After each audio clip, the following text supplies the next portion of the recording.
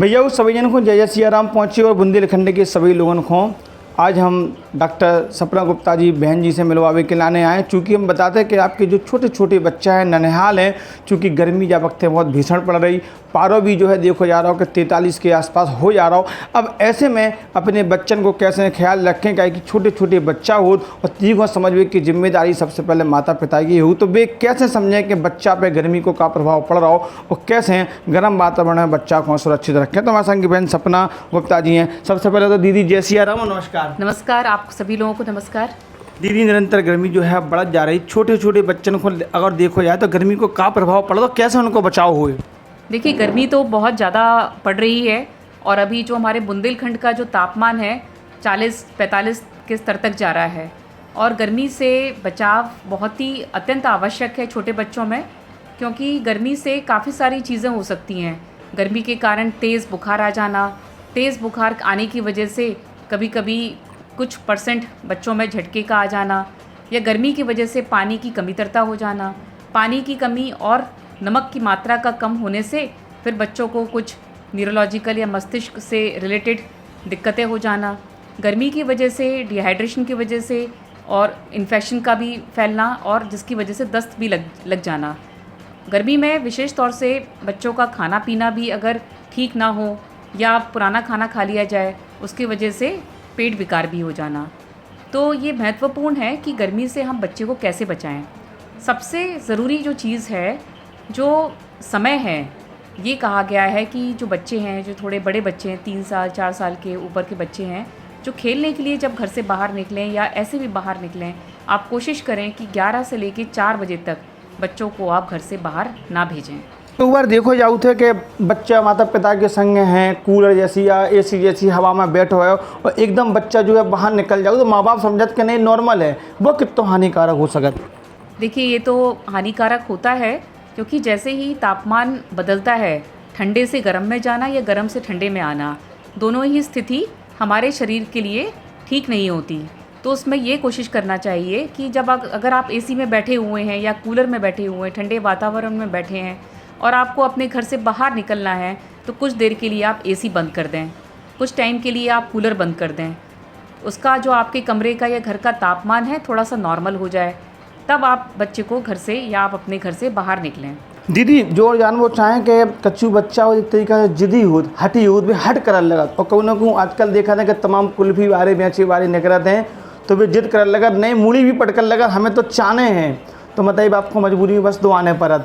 लेकिन हम जो जान वो चाहें कब वो कुल्फ़ी वो ठंडो जब बच्चा के अंदर जा रहा हो, तो बाको का प्रभाव शरीर पर पड़त, कब वो हानिकारक हो सकत? देखिए, बच्चे का आइसक्रीम या कुल्फ़ी खाना तो एकदम नॉर्मल है और उनसे हमें ऐसे मना करने की ज़रूरत नहीं है। देखिए, जो हमने इसके पहले चर्चा की, इस तापमान का एकदम से बदलना वह अच्छा नहीं होता। लेकिन बच्चा अगर अपने घर के नॉर्मल वातावरण में है और आप बाहर से अगर आप उसके लिए अंदर घर के अंदर कोई कुछ लेकर आ रहे हैं, तो इससे इतना कुछ हानिकारक नहीं है। बस चीज़ जो है वो हाइजीनिक होना चाहिए, ठीक है, ये इसका ध्यान रखना है। दीदी जहाँ तक पानी की बात करें पीवे की, आजकल कहा है कि घर घर में इलेक्ट्रॉनिक फ्रिज रखे, तमाम जो है बड़ो चिल्ड पानी बाबा से निकलता है कि हम ही पी ले में तो हमारी भी दांत ठंडा जाए। लेकिन हम बात करें ननिहाल की, उनके काज अगर देखो जाए तो मटका को पानी बेहतर है कि फ्रिज को? देखिए, ये तो अभी का नहीं है, तो अगर हम पुराने टाइम से हम ये बात करें तो अभी भी यही, और आज भी साइंटिफिक जो कारणों के वजह से भी जो बताते हैं हम लोग, फ्रिज का पानी तो ऐसे भी पीने की हमें ज़रूरत नहीं है हमारे शरीर को, वो तो हमारी आदत हो गई है, हमारी जीविका की आदत हो गई है। नहीं तो सबसे बेहतर होता है नॉर्मल जो घड़े का पानी पीना या नॉर्मल पानी पीना।